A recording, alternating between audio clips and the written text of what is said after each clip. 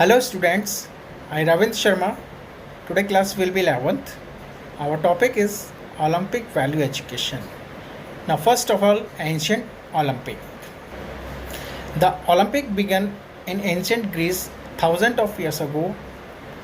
Though it is difficult to determine when exactly they did begin, what is known to us in the venue Olympic, a valley in Alice on the Peloponnese Peninsula.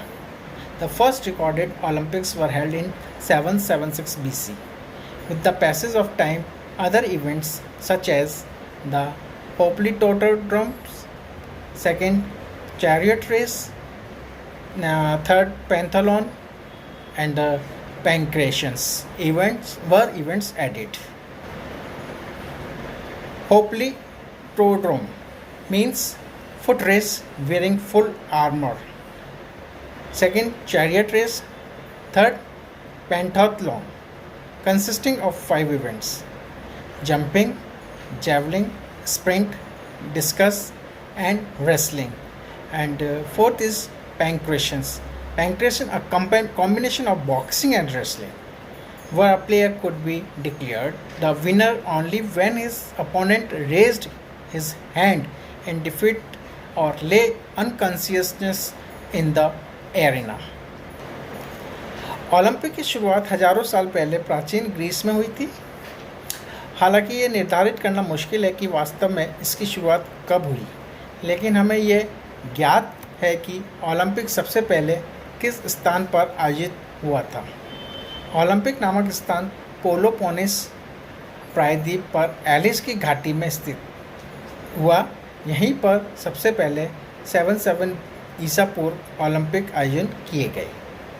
समय के साथ साथ अन्य प्रतिक्रियाएं भी होने लगी, जैसे हाप्लिटोड्रोम, इसमें पूर्ण कवच पहनकर दौड़ना होता था। सेकंड, रथ दौड़। तीसरा, पेंटाथलॉन, जिसमें 5 गतिविधियां जैसे कूदना, भाला फेंकना, दौड़, गोला फेंक और कुश्ती आदि आते थे। तथा एक और अन्य प्रतियोगिता होती थी जिसका नाम पैनक्रेशन था।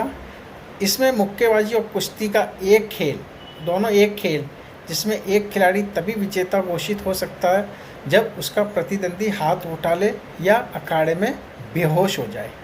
Now, rules of the ancient Olympics. Ancient Olympics के नियम।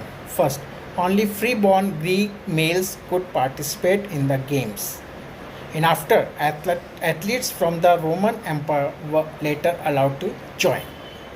केवल जन्मजात ग्रीक पुरुष ही इस खेल में भाग ले सकते थे। बाद में रोमन साम्राज्य के खिलाड़ियों को भी इसमें भाग लेने की अनुमति दी गई। Second, slaves and convicts were banned, दास और अपराधियों पर प्रतिबंध लगा दिया गया था। And third, women were not even allowed to enter the stadium once they were married. शादी के बाद महिलाओं को स्टेडियम में प्रवेश करने की भी अनुमति नहीं थी। Fourth is, professional were not allowed to participate, पेशेवर लोगों को भाग लेने की अनुमति नहीं थी। And fifth is, competitors had to stay in Olympia for 1 month and practice before the commencement of the games. They also had to take an oath that they had already trained for 10 months in their state before coming to Olympia. खेल शुरू होने से पहले प्रतियोगियों को 1 महीने के लिए ओलंपिया में रहना पड़ता था और अभ्यास करना होता था। उन्हें यह भी शपथ लेनी पड़ती थी कि ओलंपिया में आने से पहले वे अपने राज्य में 10 महीने का प्रशिक्षण लें। Now, ancient Olympic awards. Less attention was paid to awards in ancient Olympic Games. Only food, grains, and animals were given as a reward. After that, the crown made of olive leaves was started to be given to the winner. More stress was laid down on respect and honor instead of award to the player in these games. Statues were also made of the winner. Poems were also composed in praise of winner and their names were recorded. Even the players used to participate in these games for respect and honor and not for sake of award. आरंभिक Olympic खेलों में पुरस्कार के ऊपर कम ध्यान दिया जाता था। केवल अनाज व पशु ही पुरस्कार के रूप में दिए जाते थे। इसके बाद जैतून की पत्तियों से बना हार विजेताओं को पहनाया जाने लगा। इन खेलों में पुरस्कार की अपेक्षा खिलाड़ियों को आदर व सम्मान अधिक दिया जाता था। विजेताओं की मूर्ति भी बनाई जाती थी। इनकी प्रशंसा में कविताएं भी लिखी जाती थी तथा उनके नाम रिकॉर्ड किए जाते थे। खिलाड़ियों इन खेलों में पुरस्कार के लिए नहीं अपितु सम्मान व आदर प्राप्त करने के लिए भाग लेते थे।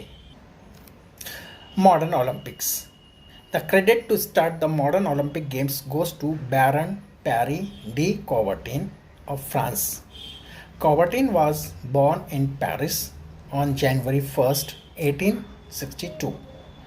Coubertin's imagination to restart the ancient Olympic Games at world level. For this purpose, he called a meeting of various countries in 1893. Some countries like Italy, Greece, Spain, and Sweden were in favor of commencing these games, whereas rest of the countries opposed it.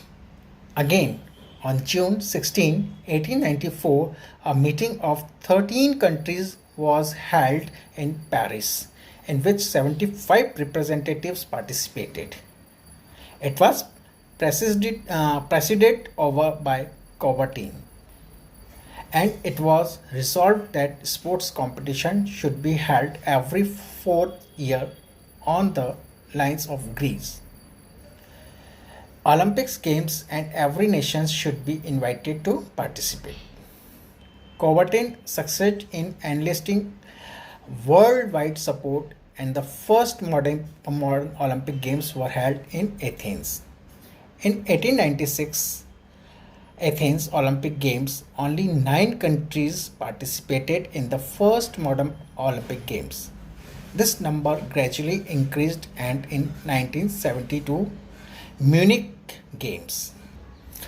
Olympic खेलों को प्रारंभ करने का श्रेय France के बैरन D कॉवर्टिन को जाता है। कॉवर्टिन का जन्म पेरिस में जनवरी 1863 को हुआ था। पुराने ओलंपिक खेलों को दोबारा शुरू करने की कल्पना कॉवर्टिन को ही थी।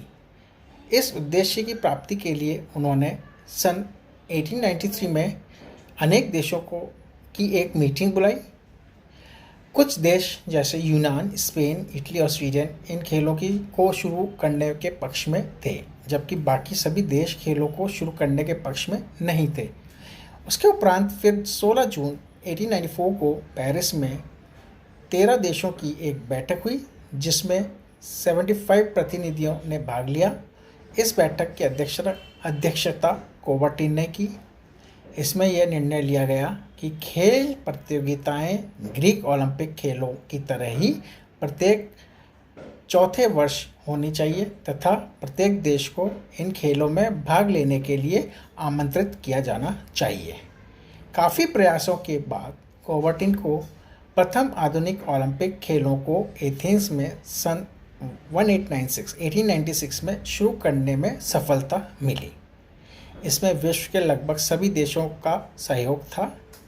सन 1896 में एथेंस ओलंपिक खेलों में केवल 9 देशों ने भाग लिया। धीरे धीरे ओलंपिक खेलों में भाग लेने वाले देशों की संख्या में वृद्धि होती गई और 1972 के म्यूनिक, वेस्ट जर्मनी ओलंपिक खेलों में 122 देशों ने भाग लिया। Now, our topic has finished. Next topic I will explain in further videos. Thank you.